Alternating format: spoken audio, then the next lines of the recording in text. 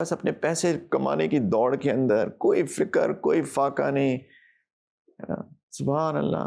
بیویوں کو بھی فورس کر رہے ہیں. کتنے مردوں کے بارے میں دیکھتا ہوں بیویوں کو فورس کرتے ہیں جاؤ کما کے لاؤ. بیوی نہیں چاہتی جانا، وہ کہتی ہے بھئی میرے ذمہ داری تو نہیں ہے، ذمہ داری تو اللہ نے آپ کو دی ہے. نہیں، یہ کر دوں گا، طلاق کی دھمکیاں دے رہے ہیں، کماؤ نہیں کماؤ گی تو یہ کر لیں گے وہ کر لیں گے. سبحان اللہ. وہ اپنی بیوی کو زبردستی بھیجتا ہے، وہاں بیوی جو ہے وہ لوگوں کے بدقسمتی سے جیسے مرد ہیں باہر، ہم سب کو پتہ ہے، کوئی ڈھکی چھپی بات نہیں ہے. دیکھ رہے ہیں ان کو بری نظروں سے، کہیں ابیوزز ہو جاتے ہیں، کہیں پہ ٹارچر ہوتے ہیں، پتہ نہیں کیا کیا ہوتا ہے.